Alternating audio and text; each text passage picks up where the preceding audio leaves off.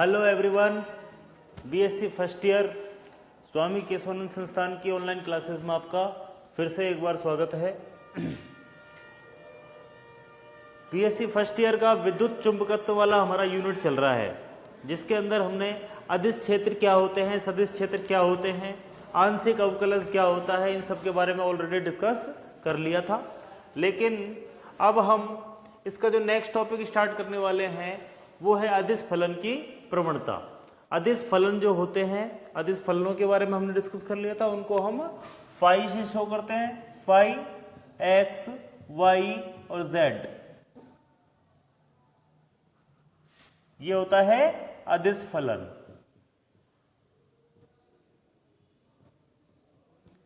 अब इनकी प्रवणता से क्या मतलब समझते हैं हम? अदिश फलन की जो प्रवणता होती है उसका क्या मीनिंग समझे। उसका मीनिंग ये होता है कि यदि कोई अदिश फलन है तो उस अदिश क्षेत्र में अदिश फलन की दूरी के साथ अधिकतम परिवर्तन की दर को, किसी अदिश क्षेत्र में अदिश फलन की दूरी के साथ अधिकतम परिवर्तन की दर को उस अदिश फलन की प्रवणता कहते हैं। ठीक है, ये कैसे कैसे है अभी आप इसकी परिभाषा को एक बार लर्न कीजिए, फिर धीरे धीरे अब इसका जो व्युत्पत्ति होगी, जो हम यहाँ पर फॉर्मूला अदिश फलन की प्रवणता का लिखेंगे, उसकी जब उत्पत्ति को हम डिस्कस करेंगे, पूरा एक डेरिवेशन है, तो आपको ये चीज डीपली क्लियर होगी किस तरीके से इसमें परिवर्तन होता है, किस तरीके से अधिकतम परिवर्तन होता है और अदिश फलन की दूरी के साथ में किस तरीके से परिवर्तन हो रहा है। ठीक है, ये होती है अदिश फलन की प्रवणता। अब जो अदिश क्षेत्र की प्रवणता होती है उससे यदि हम कोई अदिश क्षेत्र है जैसे कि फाई है, यदि हम उसकी प्रवणता निकाल दें, तो हमको एक सदिश राशि प्राप्त होती है। यह इसका एक भौतिक स्वरूप है कि किसी अदिश फलन का यदि हमको सदिश रूप में यदि कन्वर्जन करना है तो उसका हमको प्रवणता निकाल सकते हैं। प्रवणता निकाल के हम उसको सदिश रूप में प्रदर्शित कर सकते हैं। ठीक है, तो अदिश क्षेत्र की प्रवणता से हमको जो राशि प्राप्त होती है वो अदिश नहीं होती है, वो फिर सदिश में कन्वर्ट हो जाती है।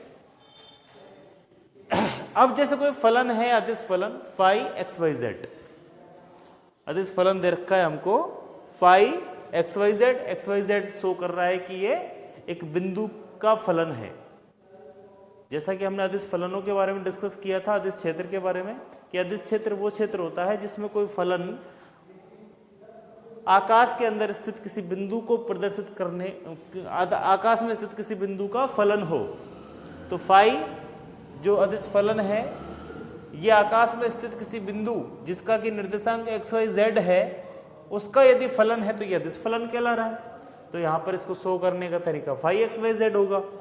तो फाई एक्स वाई जेड ये एक अदिश फलन है। इसकी प्रवणता को प्रदर्शित करने के लिए अभी हम डायरेक्ट लिख रहे हैं, फिर इस फॉर्मूले को हम डिराइव भी करेंगे। आप इसको डायरेक्ट भी याद रखिए और इसको कैसे डेरिवेशन करते हैं, अगर डेरिवेशन आपसे एग्जाम में पूछता है तो आप डेरिवेशन को दिखाइए। अगर आपसे सिर्फ प्रवणता का इंट्रोडक्शन पूछता है तो आपको डायरेक्ट ये फॉर्मूला शो करना है। तो अदिश फलन की जो प्रवणता होगी, प्रवणता को हम इंग्लिश में क्या बोलते हैं? ग्रेडियंट।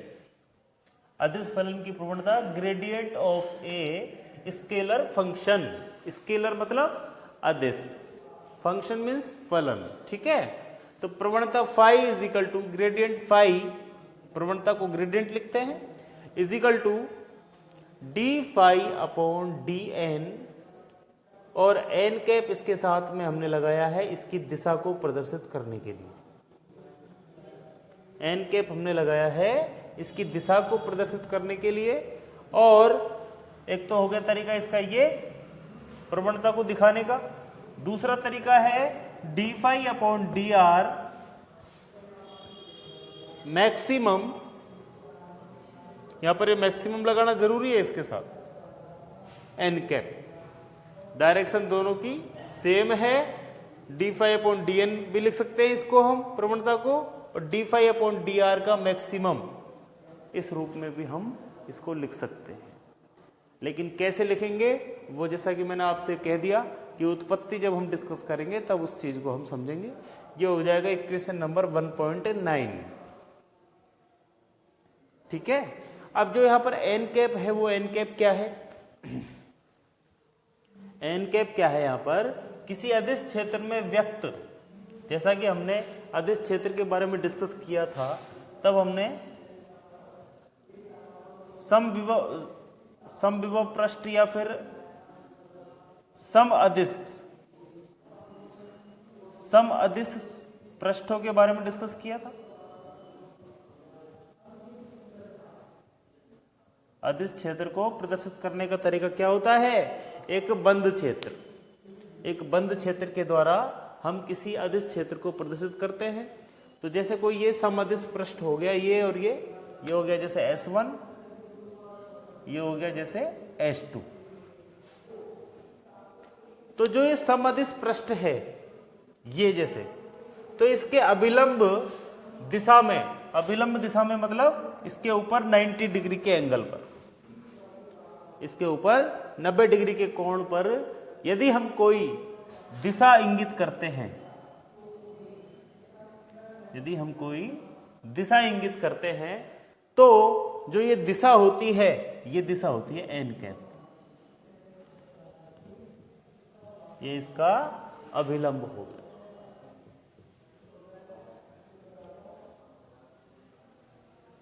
जैसे कोई पृष्ठ यहां पर इस तरीके से है, तो उस पृष्ठ के ऊपर यदि हमको एन कैप प्रदर्शित करना है तो एन कैप इस टाइप से होगा, लंबवत होगा इसके। ठीक है। तो ये अभिलंब जो है इसको एन कैप बोलते हैं और यही डायरेक्शन हमारी प्रवणता की होती है। ये एन कैप ही इस प्रवणता की डायरेक्शन होती है। अब यहां से आगे हम जो ये फॉर्मूला हमने यहां पर प्रवणता का लिखा है, इस प्रवणता के फॉर्मूले को किस तरीके से हम डेरिवेशन करते हैं इसके बारे में डिस्कस करेंगे। किस तरह से किसी अदिश क्षेत्र में अदिश फलन की दूरी के साथ अधिकतम परिवर्तन की दर को d∅/dr मैक्सिमम को हम किस तरीके से शो करते हैं प्रवणता के लिए, तो ये हम डिस्कस करेंगे। लेकिन हमको ये इसकी परिभाषा जो है इसको याद रखना होगा कि प्रवणता क्या होती है। ठीक है। तो अभी आप इसे नोट कीजिए। नेक्स्ट हम इसका अदिश फलन की जो प्रवणता है इसकी उत्पत्ति के बारे में डिस्कस करेंगे। नेक्स्ट टॉपिक हम उसको डालेंगे।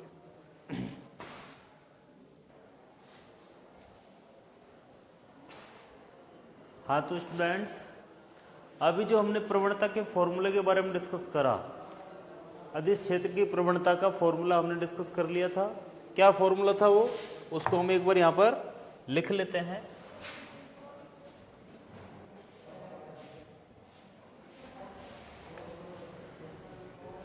इधर लिख लेते हैं प्रवणता phi is equal to gradient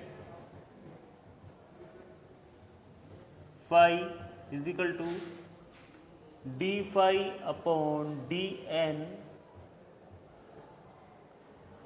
n cap is equal to d∅/dr maximum n cap.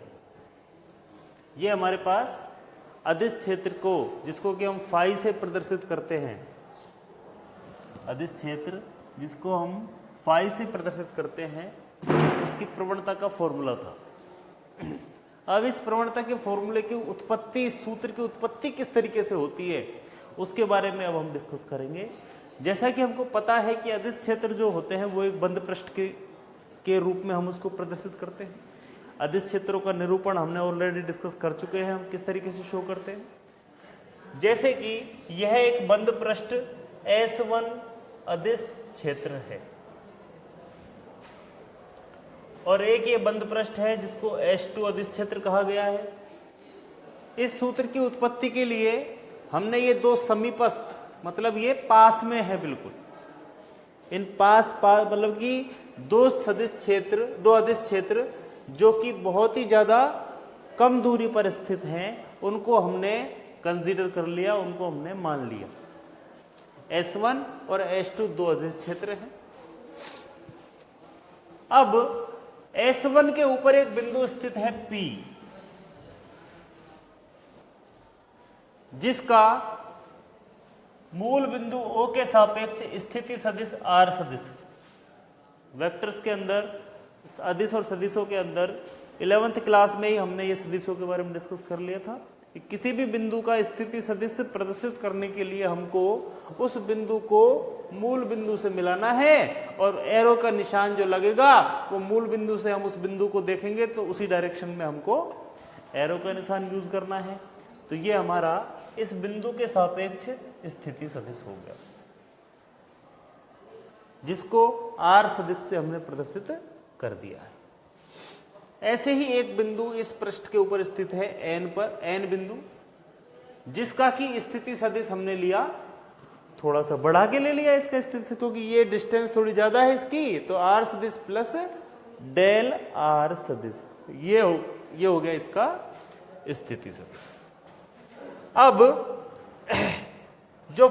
जो अदिश फलन का जो मान है यहां पर है फाई,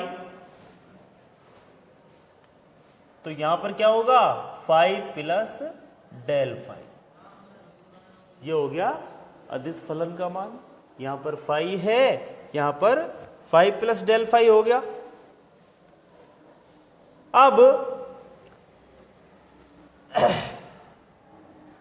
जो ये दो बिंदु हैं, एक तो P और एक N, यदि हमको इनका विस्थापन सदिश प्राप्त करना है, विस्थापन सदिश का मतलब क्या है, इन दोनों के बीच में डायरेक्ट डिस्टेंस, इन दोनों के बीच की डायरेक्ट डिस्टेंस यदि हमें देखनी है, तो डायरेक्ट डिस्टेंस क्या होगी, यहां से यहां तक, जिसको हम विस्थापन सदिश बोलते हैं। और विस्थापन सदिश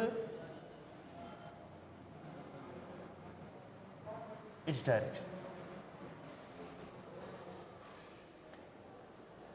विस्थापन सदिश इस डायरेक्शन में होगा, जो कि फाइनल सदिश, जो कि अंतिम जो सदिश है उसमें से प्रारंभिक सदिश को यदि हम घटा दें तो हमारे पास विस्थापन सदिश प्राप्त हो जाता है, और इसकी डायरेक्शन पहले बिंदु से दूसरे बिंदु की ओर होती है। तो यहां पर जो Pn सदिश है, ये हो गया हमारा विस्थापन सदिश, इज इक्वल टू ON सदिश माइनस OP सदिश। यदि हम करेंगे तो हमारे पास Pn सदिश बाहर आ जाएगा। तो ON सदिश क्या है, यहां ON सदिश क्या है, R सदिश प्लस डेल R सदिश है, R सदिश प्लस डेल R सदिश माइनस OP सदिश क्या है, R सदिश। इसमें से ये माइनस हो गया, तो यहां पर सिर्फ डेल R सदिश हमें बचेगा, जो कि इसका विस्थापन सदिश, जो कि इसका विस्थापन सदिश हुआ।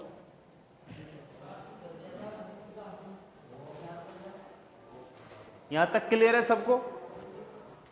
ये हो गया इसका विस्थापन सदिश, P व बिंदु N के मध्य विस्थापन, P व बिंदु N के मध्य विस्थापन।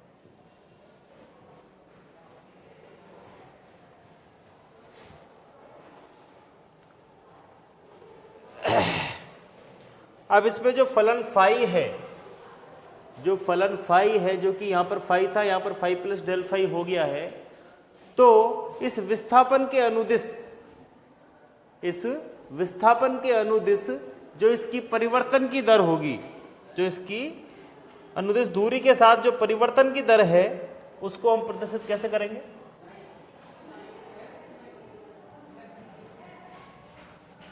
फलन फाई की Pn दिशा में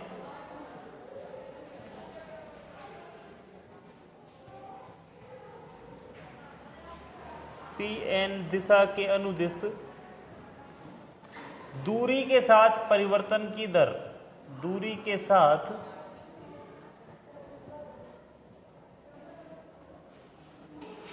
परिवर्तन दर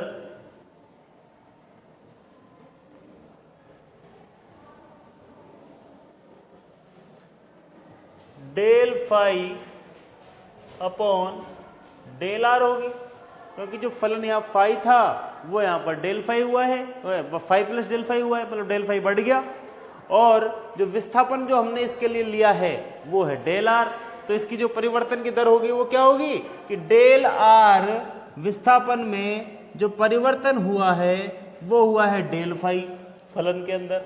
तो इकाई विस्थापन में जो परिवर्तन होगा उसको बोलेंगे हम विस्थापन में परिवर्तन की, फलन में परिवर्तन की दर। ठीक है, तो del phi upon del r हो गया, तो इसको हम del phi upon del r से प्रदर्शित कर रहे हैं यहां पर।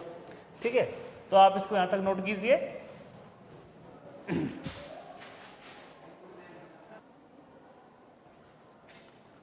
तो बच्चों अब यहां से आगे हम फलन फाई की पी एन दिशा के अनुदिश दूरी के साथ परिवर्तन दर हमने del phi upon del r से डिफाइन कर दिया इसको। यदि हम फलन फाई की पृष्ठ S2 पर परिवर्तन की दर ज्ञात करने के लिए पृष्ठ S1 से पृष्ठ S2 पर एक अभिलंब डालते हैं। अब यदि हम जो फलन फाई है, फलन फाई का परिवर्तन की दर निकालना चाहते हैं, यदि हम S1 से S2 अदिश पृष्ठ पर जाते हैं, तो S1 से S2 अदिश पृष्ठ पर यदि हमको जाना है तो फलन जो फाई का जो परिवर्तन का जो दर होगा उसको निकालने के लिए हम क्या करेंगे, यहां से एक अभिलंब खींचेंगे, एक इस पर लंब डालेंगे,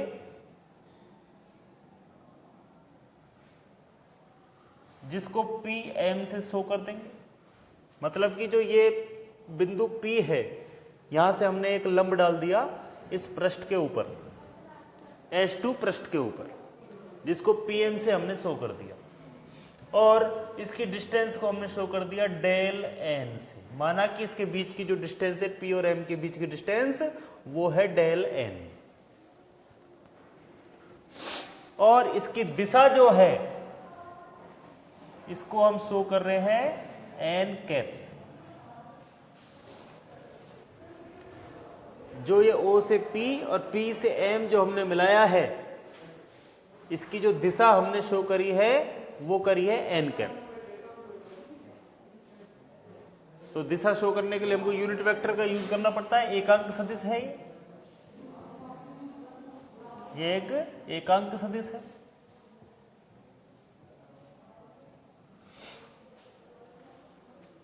अब हमारे पास दो दूरियां हो गई, एक तो हो गई डेल आर सदिश, ये तो था विस्थापन जो कि del phi upon del r से हमने इसकी परिवर्तन की दर को प्रदर्शित कर दिया था। एक हमारे पास में इन दोनों के बीच की जो ये डिस्टेंस है डेल एन, जिसको कि एक न्यूनतम दूरी माना जा सकता है, क्योंकि ये लंब खींचा है, हम दो पृष्ठ हैं उनके बीच में यदि हम लंब खींचते हैं किसी एक पृष्ठ के ऊपर, तो उसको उन दोनों के बीच की न्यूनतम दूरी माना जा सकता है। तो इसको न्यूनतम दूरी मान लिया और इसको डेल एन से हमने डिफाइन कर दिया, इसको डेल एन से हमने डिफाइन कर दिया। तो इसकी जो परिवर्तन की जो दर होगी, तो फलन फाई के PM दिशा के अनुदिश परिवर्तन की जो दर होगी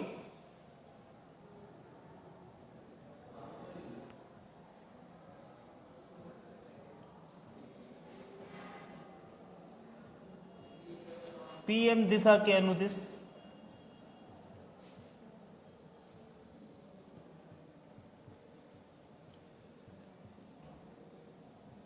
परिवर्तन की दर del phi upon del N, ये हो गई डेल फाई अपॉन डेल। पहले विस्थापन की अनुदिश हमने PM दिशा के अनुदिश परिवर्तन की दर निकाली थी, बाद में निकाली है अब ये PM दिशा के अनुदिश, दोनों अलग अलग। क्लियर है? और इन दोनों के बीच का जो एंगल जो हमने लिया है वो ले लिया थीटा। लेकिन जैसा कि शुरुआत में हमने ये चीज डिस्कस कर ली थी कि इन दोनों पृष्ठों को समीपस्थ लिया जा रहा है, बहुत ही नजदीक लिया जा रहा है। और नजदीक यदि हम ले रहे हैं तो ये वाली जो डिस्टेंस है ये बहुत कम होगी, बहुत छोटी डिस्टेंस होगी। और जब ये डिस्टेंस छोटी होगी तो इसके ऊपर यदि इसको मिला दें, इसको इससे, यदि हम इसको इससे यदि मिला देते हैं तो इसको एक समकोण त्रिभुज के रूप में माना जा सकता है। इसको एक समकोण त्रिभुज के रूप में माना जा सकता है। तो हमारे पास P, M और N यह एक त्रिभुज बन गया जो कि एक समकोण त्रिभुज के रूप में है। अब इसमें यदि cos थीटा का मान निकालें हम, cos थीटा क्या होता है? आधार वटीकरण होता है। इसका आधार क्या होगा? इसमें एंगल ये थीटा है, थीटा के सामने वाली भुजा लंब होती है, उसके अलावा जो दूसरी भुजा होती है समकोण त्रिभुज बनाने वाली वो आधार होती है। तो मतलब PM हमारा हो गया आधार और कर्ण हो गया है PN। PM is equal to del N।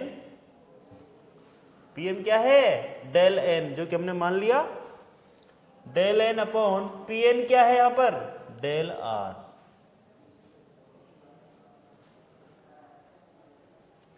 तो del R is equal to क्या आ रहा है यहां पर? अब del N upon cos theta.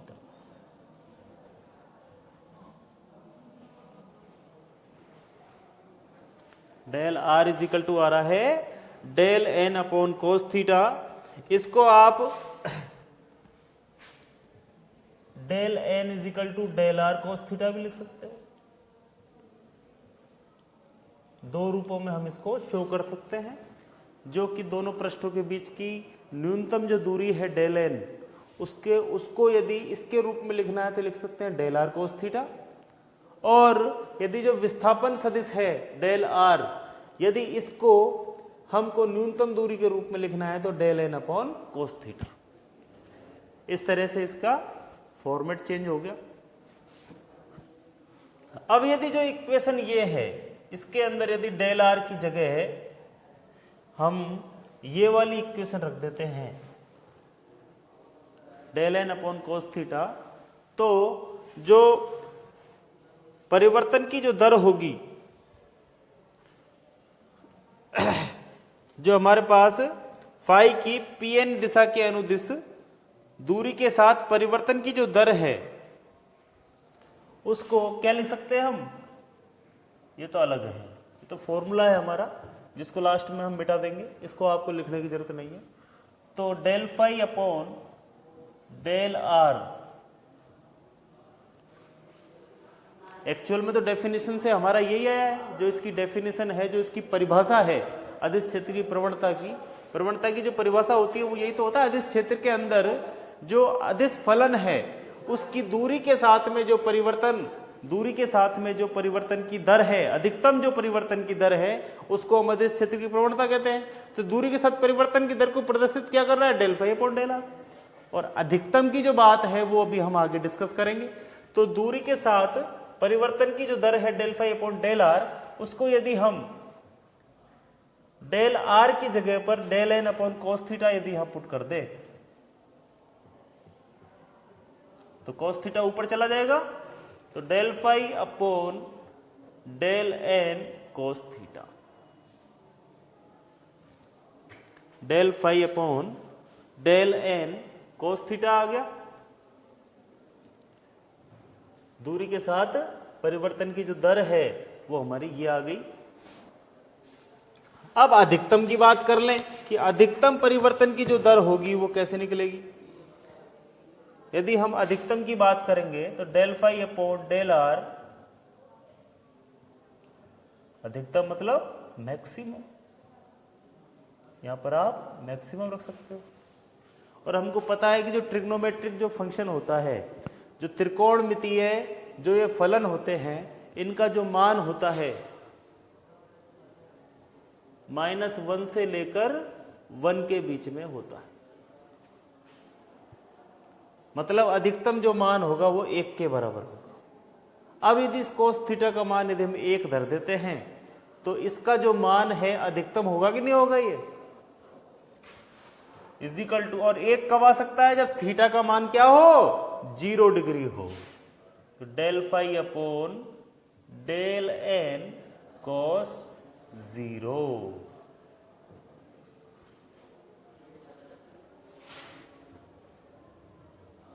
Eight theta is equal to 0 degree. Del phi upon del r maximum is equal to del phi upon del N. ये हमारे पास में इसका मान आ गया है। पी एन दिशा के अनुदिश फाई के अधिकतम परिवर्तन की दर क्या है, ये पी एन दिशा के अनुदिश, पी एन दिशा के अनुदिश फाई के अधिकतम परिवर्तन की दर।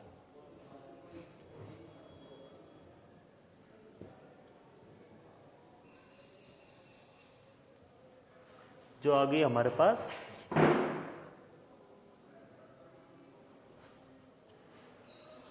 क्लियर है।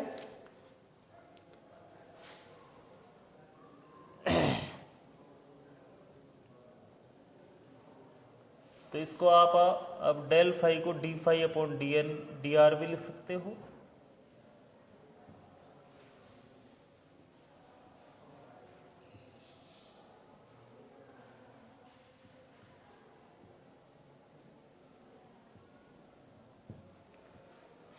तो बात कर ले इस फॉर्मूले की वापस से। तो प्रवणता ऑफ फाई मतलब उस अदिश फलन की जो प्रवणता है या ग्रेडियंट है वो d phi upon d N या d phi upon d are maximum के बराबर होता है। अब जो अदिश क्षेत्र है, अदिश फलन है फाई,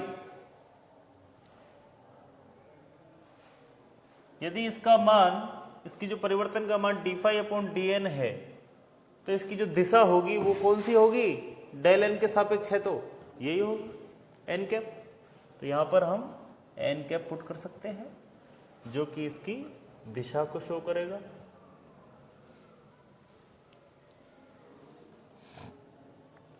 तो इस तरह से हमारे पास इसकी प्रवणता का ये फॉर्मूला मिल गया। ये हमने इसकी उत्पत्ति कर ली है।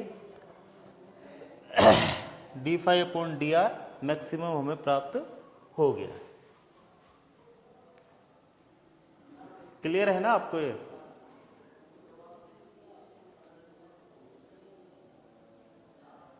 हाँ, तो आप इसे नोट कर लीजिए और एक दो बार प्रैक्टिस करोगे तो आपको ये समझ आ जाएगा। बाकी इसमें मेरे हिसाब से स्टेप्स में तो कोई ऐसा कोई खास डेरिवेशन में कोई क्रिटिकल कोई कैलकुलेशन तो है नहीं, पर जो भैया जो उसने तरीका बता रखा है उत्पत्ति का वो तो हमको फॉलो करना ही पड़ेगा।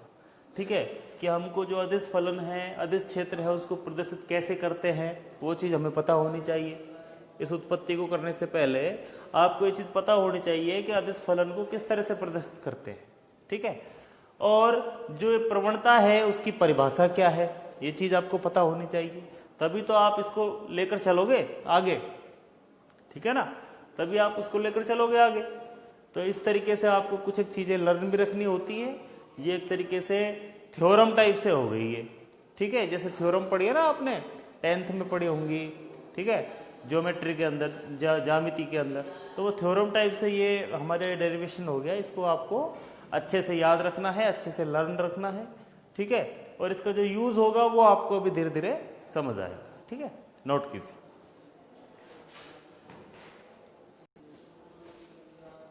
और आज का ये वीडियो है जो हम यहाँ पर ही फिनिश करके चलते हैं।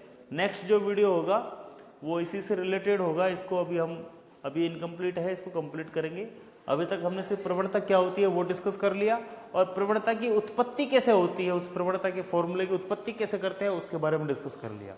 अब इसका जो भौतिक स्वरूप है, भौतिक स्वरूप और इसको जो कार्तीय निर्देशांक होते हैं, gradient of scalar function in Cartesian coordinates, Cartesian coordinates कौन से होते हैं, एक्स, वाई और जेड, इनके रूप में भी हम इसको प्रदर्शित करना सीखेंगे, वो हम नेक्स्ट वीडियो के अंदर देखेंगे। तो आज के लिए इतना ही है। Thank you very much.